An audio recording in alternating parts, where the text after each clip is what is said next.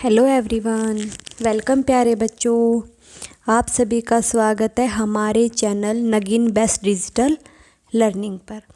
और आप सभी का स्वागत है हमारी एक और नई वीडियो में। आज इस वीडियो में बच्चों हम क्लास 8 चैप्टर नंबर 2 जिसका नाम है लाख की चूड़ियाँ, इनके प्रश्न उत्तरों को करने वाले हैं।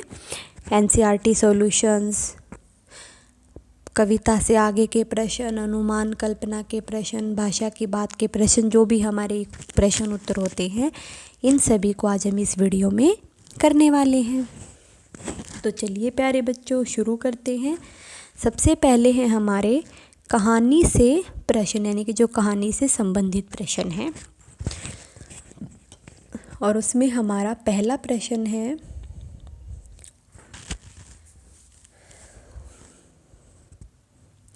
बचपन में लेखक अपने मामा के वेफ ने, बच्चे यहाँ पे के आएगा, बचपन में लेखक अपने मामा के गांव चाव से क्यों जाता था और बदलू को बदलू मामा न कहकर बदलू काका क्यों कहता था।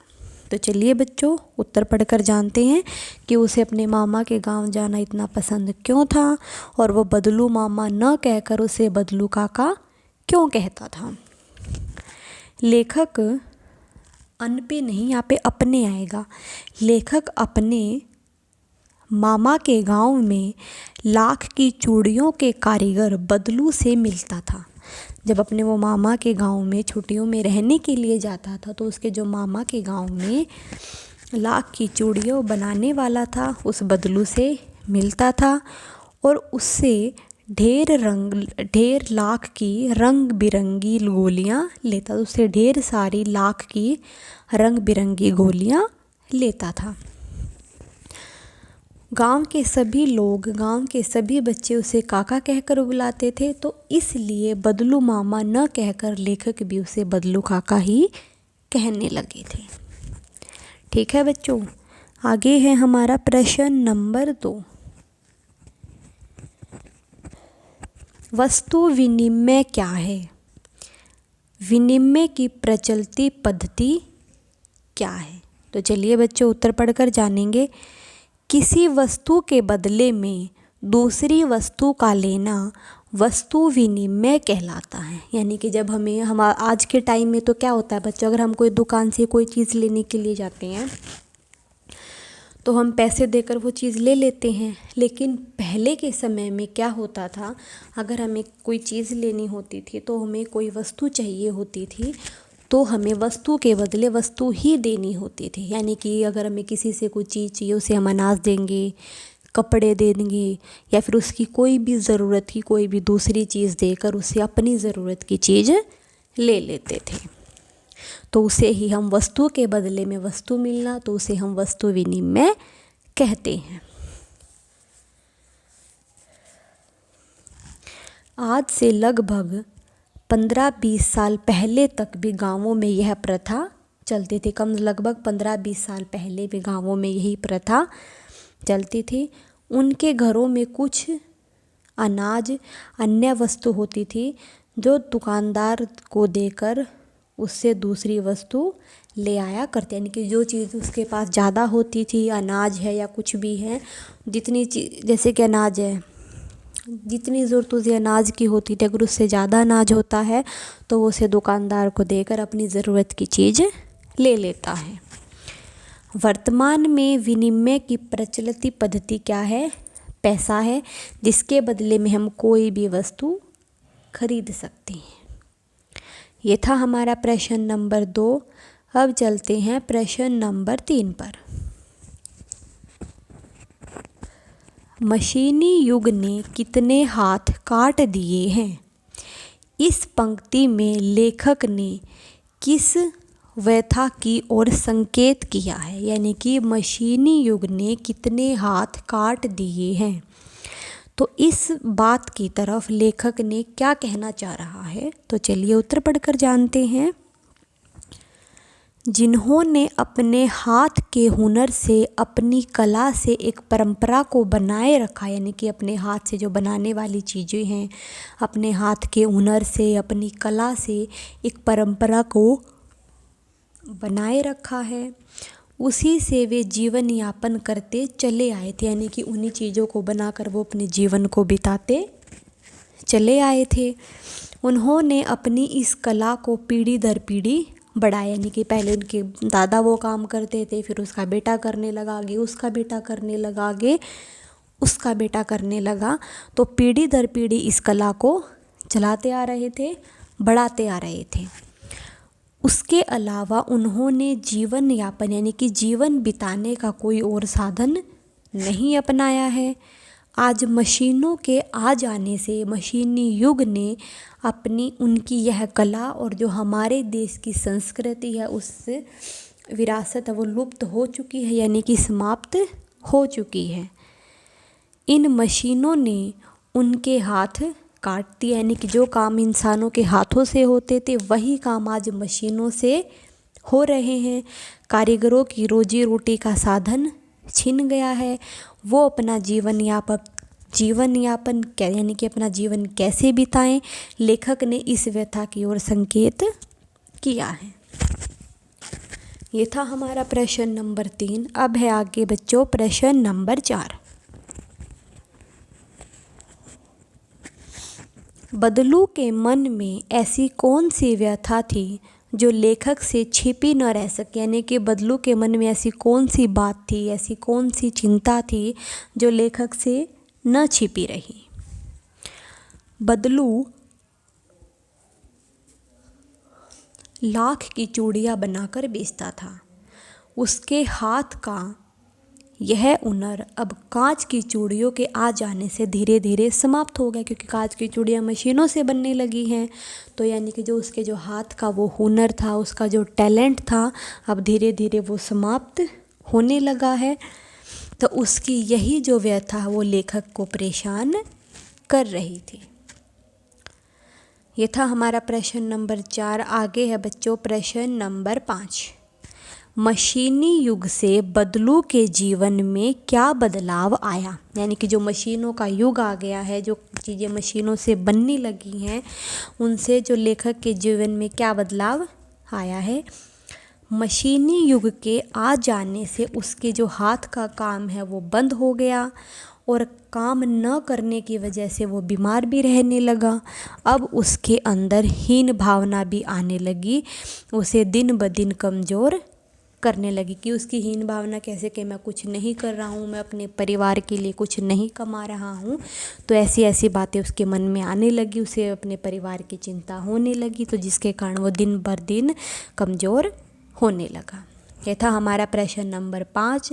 और इसी से हमारे कहानी के प्रश्न तो समाप्त हो गए हैं। अब है आगे कहानी से आगे के प्रश्न, और उसमें हमारा पहला प्रश्न है, आपने मेले या बाज़ार, ऐसी बहुत सारी जगह होती है, मेले होते हैं, बाज़ार होते हैं, ट्रेड फेयर्स लगे हैं, जो भी हाथ से बनी चीज़ों को बिकते देखा होगा, यानी कि हाथ से बनी हुई चीज़ों को देखा होगा। आपके मन में किस चीज़ को बनाने की कला सीखने की इच्छा हुई, यानी कि किस चीज़ को देखकर आपको यह लगा कि मुझे भी ये चीज़ बनानी आनी चाहिए, मैं भी इस चीज़ को बनाना सीखूँगा। आपने कोई कारीगरी सीखने का प्रयास किया है तो उसके बारे में हमें बताएं। मैंने बाज़ार में मिट्टी के खिलौने बिकते और उन्हें बनते भी देखा है, खिलौने बिकते हुए भी देखा है और बनते हुए भी देखा है। और उनकी सुंदरता इतनी ज़्यादा होती है, वो इतने सुंदर होते हैं, तो उनकी सुंदरता को देखते हुए मेरे मन में खिलौने बनाने की कला सीखने की इच्छा आई है। ये था प्रश्न नंबर 1। अब है बच्चों प्रश्न नंबर 2। लाख की वस्तुओं का निर्माण भारत के किन किन राज्यों में होता है। लाख से चूड़ियों के अतिरिक्त और क्या क्या चीज़ें भी बनती, क्योंकि लाख तो एक चीज़, किसी वस्तु का नाम है, एक मेटल का नाम है, उनसे उनसे हम कुछ भी बनाते, जैसे कि अब स्टील है, स्टील से हम कोई भी बर्तन बना सकते हैं, प्लेट भी बना सकते हैं, गिलास भी बना सकते हैं, कटोरी भी बना सकते हैं। ऐसे ही कंच होता है, कांच होता है, कांच से देखो हम चूड़ियाँ भी बनाते हैं, कांच के बर्तन भी होते हैं, कांच की मूर्तियाँ भी होती हैं, तो कांच से भी बहुत सारी चीज़ें बनती हैं। तो ऐसे ही बच्चों ये लाख है, लाख की चूड़ियाँ भी बनती है, लाख की और भी कई सारी चीज़ें बनती है। तो चलिए उत्तर पढ़कर जानते हैं। लाख का काम है जो वो मुख्य रूप से राजस्थान में बंद होता है और वह लाख का काम पूरी दुनिया में मशहूर है। वैसे ज़्यादातर बनता तो कहाँ है, राजस्थान में, लेकिन मशहूर वो पूरी दुनिया में है। लाख से चूड़ियों के अलावा गोलियाँ, मूर्तियाँ और भी बहुत सारे सजावट के सामान बनाए जाते, जैसे कि शो पीस हो गया, मूर्ति हो गई, किचन का कोई भी चीज़ हो गया, यानी कि उनसे हम कोई भी चीज़ बना सकते हैं। ये थे हमारे कहानी से आगे के प्रश्न। अब है बच्चों अनुमान और कल्पना के प्रश्न, और उसमें हमारा पहला प्रश्न है, घर में मेहमान के आने पर आप उसका अतिथि सत्कार कैसे करेंगे। यानी कि मेहमान को हम क्या बोलते हैं, अतिथि बोलते हैं। सत्कार का मतलब है उसका सम्मान कैसे करोगे, उसकी रिस्पेक्ट कैसे करोगे, तो आप हमें वो बताएं। तो चलिए उत्तर पढ़कर जानेंगे। घर में मेहमान आने पर हम सबसे पहले उसका अभिवादन करेंगे, यानी कि उसका हार्दिक अभिनंदन करेंगे, उसका स्वागत करेंगे, वेलकम करेंगे। उसके बाद उसे अपने घर में उचित स्थान पर बैठाकर, यानी कि अच्छी जगह पर बैठाकर उसके लिए नाते पानी का प्रबंध करेंगे, यानी कि नाश्ते पानी का प्रबंध करेंगे। उसको पानी देंगे, चाय के साथ कुछ खाने का देंगे। जो चाय नहीं पीता तो उसके लिए हम जूस वगैरह बना देते हैं, कॉफ़ी बना देते हैं, तो उसके लिए हम चाय नाश्ते का प्रबंध करेंगे। और उसको हर प्रकार का अतिथि सत्कार प्रदान करेंगे, यानी कि जो हमें अपने एक मेहमान के लिए जो भी काम करना चाहिए उसको हर तरह का हम उसका वो सम्मान करेंगे। ये था प्रश्न नंबर 1। अब है बच्चों प्रश्न नंबर 2। मशीनी युग में अनेक परिवर्तन आए दिन होते रहते, यानी कि मशीन युग में बहुत सारे परिवर्तन हर दिन होते रहते, कभी कुछ हो रहा है, कभी कुछ हो रहा है। आप अपने आसपास से इस प्रकार के किसी परिवर्तन का उदाहरण बताएं और उस उदाहरण चुनिए और उसके बारे में लिखिए, यानी कि कोई भी एक चीज़ को चुन लीजिए और उसके बारे में लिखिए। बच्चे अपने घर आसपास के वातावरण और वहाँ की प्रचलित कला और उस पर मशीनी प्रभाव का विश्लेषण अपनी योग्यता के अनुसार ही करेंगे। ये था हमारा प्रश्न नंबर 2। अब है आगे बच्चों प्रश्न नंबर 3। बाज़ारों में बिकने वाले सामानों के डिज़ाइनों में हमेशा परिवर्तन होता रहता है, यानी कि बाज़ारों में जो बिकने वाले सामान होते हैं उनके डिज़ाइन में हमेशा चेंजेस होता रहता है, बदलाव होते रहते हैं। कभी किसी कलर में कोई चीज़ आ जाती है, कभी किसी डिज़ाइन में। आप वाटर बोतल ही देख लो, जो हम फ्रिज में पानी भर के रखते, कितने कितने टाइप्स की आती हैं, अलग अलग डिज़ाइनों की बनी हुई आती है ना। तो आप इन परिवर्तनों को किस प्रकार देखते हैं, एक दूसरे से चर्चा कीजिए। हम इन परिवर्तनों को समाज की सोच के अनुरूप देखते हैं, क्योंकि समाज में वही चीज़ चलती है जिसे उस समय का समाज पसंद करता है, यानी कि जो चीज़ें इंसान समाज को अच्छी लगती है, पसंद करता है, तो वही चीज़ें ज़्यादातर प्रचलित होती हैं। ये थे हमारे अनुमान और कल्पना के प्रश्न। आगे है बच्चों भाषा की बात के प्रश्न, और उसमें हमारा पहला प्रश्न है,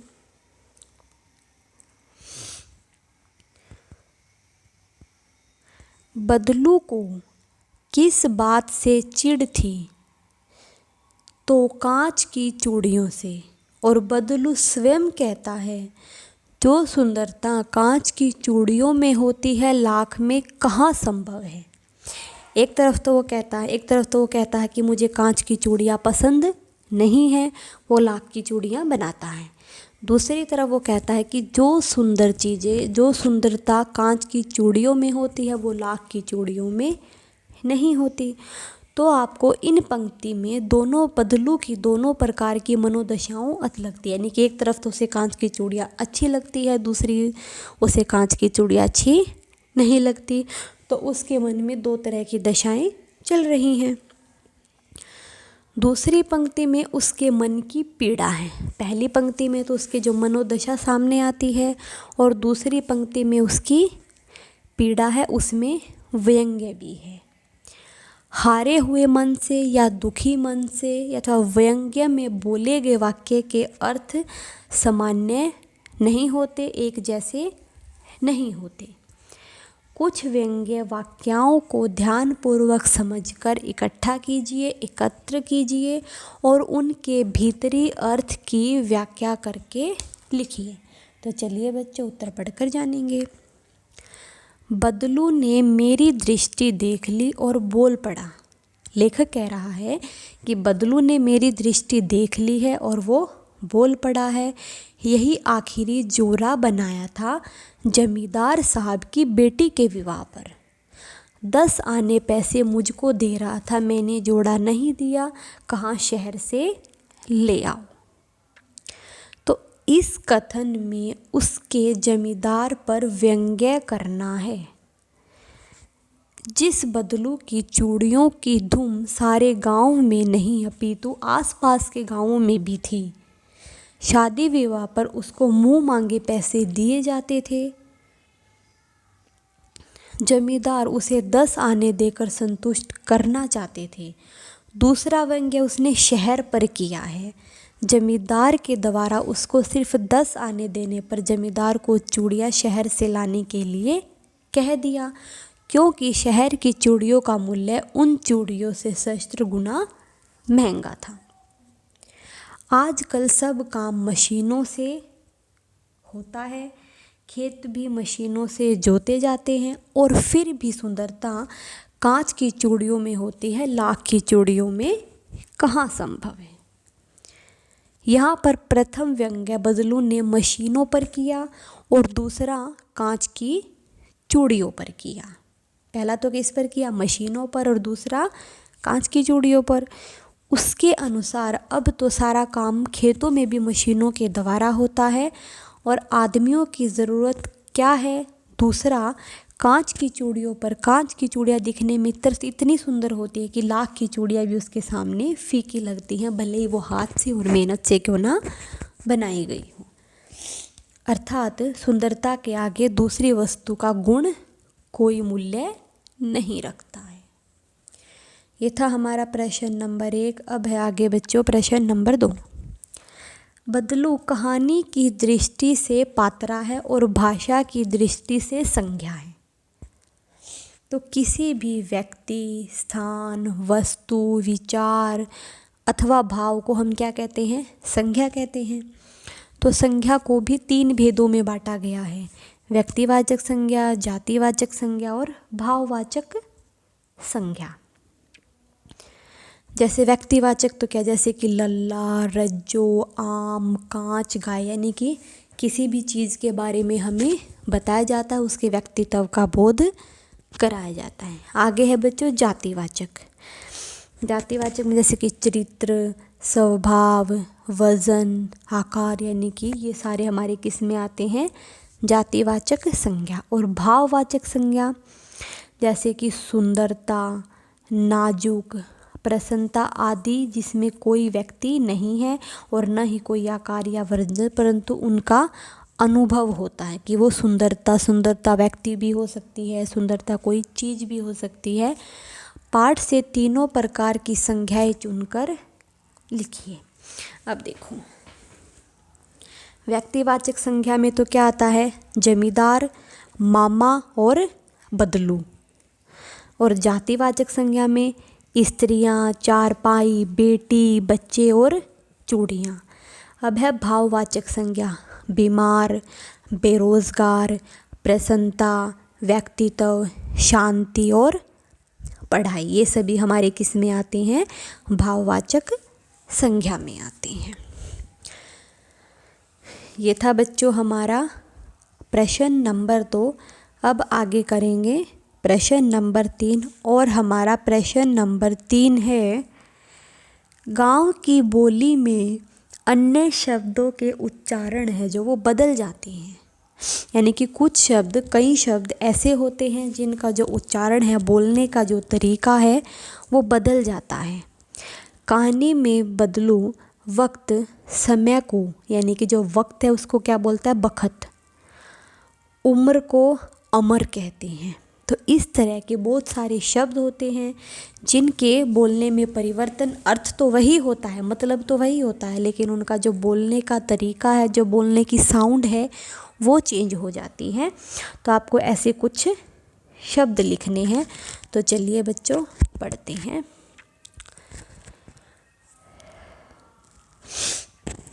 उम्र, उम्र को क्या बोलते हैं, अमर, कितनी अमर है। अब है मर्द, मर्द। भैया, बैया। ग्राम, गांव। अम्बा, अम्मा। दुर्बल, दुबला। यानी कि बहुत सारे शब्द होते हैं, कई सारे शब्द होते हैं बच्चों, जिन्हें हम गांवों में और शहरों के बोलने में बदलाव आता है। लाख की चूड़ियाँ पहने तो मोच आ जाए। लाख की चूड़ियाँ पहने तो मोच आ जाए। इस वाक्य को हमें इसका अर्थ स्पष्ट करना है, इसके मतलब को हमें बताना है कि लाख की जो चूड़ियाँ हैं वो कांच की चूड़ियों से इतनी भारी होती हैं। तो इसलिए उन्होंने कहा गया कि वो इतनी ज़्यादा भारी होती हैं कि अगर कोई औरत उनकी कांच की लाख की चूड़ियों को पहन ले तो उनके हाथों में मोच ही आ जाए। तो शायद अब औरतें लाख की चूड़ियों का भार सहन नहीं कर सकती, इसलिए वो अब कांच की चूड़ियाँ पहनना ज़्यादा पसंद करती हैं। अगला है बच्चों, मशीनी युग है। मशीनी युग है नए लल्ला। आजकल सब काम मशीनों से होता है। अब मशीनों का युग है, हर चीज़ें मशीनों से ही होती है। अब आप अपने घर में ही देख लो, कपड़े वॉश करते हैं वो मशीनों से करते हैं। जैसे कि हमें कोई चीज़ें पीसनी होती है तो मिक्सी में करके वो काम मशीनों से हो रहा है। पानी ठंडा करना होता है वो काम फ्रिज में रख देते हैं, वो भी तो एक टाइप की मशीन ही है ना, तो वो भी मशीनों से हो रहा है। तो अगर हमें कोई भी आज के समय में कुछ भी काम करना होता है तो सभी काम किससे हो रहे हैं, मशीनों। पहले जो आटा पीसते थे वो भी हाथों से पीसते थे, लेकिन आजकल चक्की भी किससे चलती है, मशीन हो गई वो भी। हमें आटा पीसना होता है वो भी सारे काम किससे होते हैं, मशीनों से होते हैं। तो इसलिए आज का युग मशीनी का युग है। हर काम है जो वो मशीनों से ही हो रहा। फैक्ट्रियों में देख लो, कपड़े बनाए जाते हैं, कंबल बनाए जाते हैं, या कुछ भी खिलौने वगैरह देख लो, कुछ भी डेकोरेशन का सामान देख लो, तो सभी चीज़ें आज के समय में मशीनों से बनाई जाती हैं। इससे जिसके जीवन पर क्या असर पड़ता है किसी को कोई चिंता नहीं है। यानी कि कोई इंसान अगर वो अपने हाथों से कुछ चीज़ बनाकर अपने घर का गुजारा कर रहा है, लेकिन अब लोग वही चीज़ मशीनों से बनी हुई ले रहे हैं, तो उसका काम तो कम हो रहा है। तो उन चीज़ों को से कोई फ़र्क नहीं पड़ रहा कि किसी के जीवन पर क्या असर पड़ रहा है, इससे किसी की कोई चिंता नहीं है। अगला है, गाय कहाँ है लल्ला। 2 साल हुए बेच दी, कहाँ से खिलाता। अर्थ, अब कांच की चूड़ियाँ बनाने के बाद, अब कांच की चूड़ियाँ बनने लगी हैं, तब से लाख की चूड़ियाँ खरीदना पसंद नहीं करता था, क्योंकि वे कांच से महंगी होती थी। अब कांच की चूड़ियाँ सस्ती होती थी और लाख की चूड़ियाँ महंगी होती थी, तो इसलिए अब सब कांच की चूड़ियाँ पहनना पसंद करते हैं। लाख की चूड़ियाँ खरीदना कोई भी पसंद नहीं करता। इससे जो बदलू की आर्थिक स्थिति है, जो उसके घर की स्थिति है, वो बहुत ख़राब हो गई है। उसे खुद के खाने के लिए नहीं है तो वो गाय को कैसे खिलाता, यानी कि अब उसके घर में उसके खाने के लिए कुछ ज़्यादा नहीं है तो वो गाय को कहाँ से खिलाता। ठीक है बच्चों, यहीं पे हमारा ये पाठ समाप्त होता है।